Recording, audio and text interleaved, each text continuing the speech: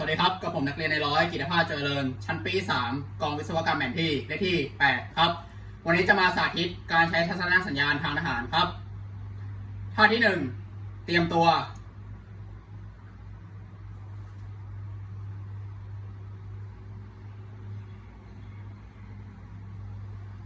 ท่าที่2รวมพล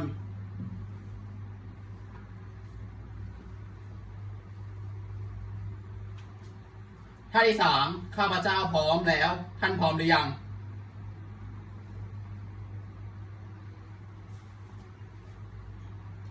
ท่าที่4ไปข้างหน้าหรือตามข้าพเจ้า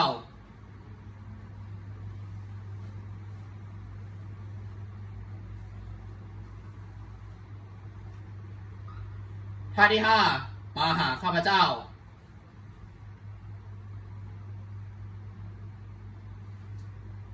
ท่าที่6หยุดหรือหยุดพัก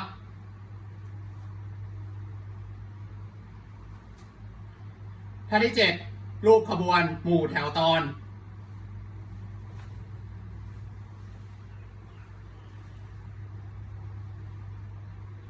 ท่าที่8กระจายกำลัง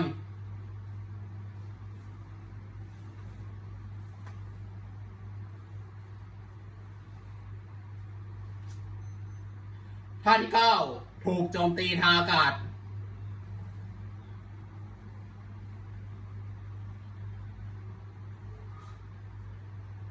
ท่าที่10ข้าพเจ้าไม่เข้าใจ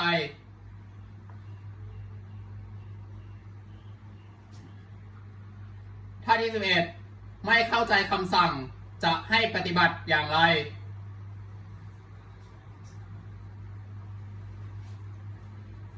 ท่าที่12เพิ่มความเร็ว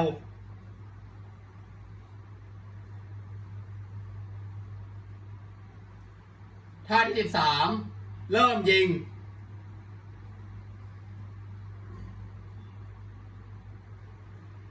ท่าที่14หยุดยิง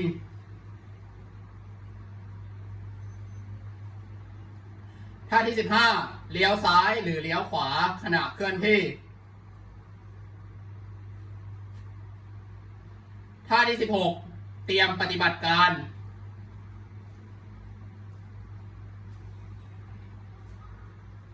ท่าที่17ติดดาบท่าที่18คุ้มครองการลุกของฝ่ายเรา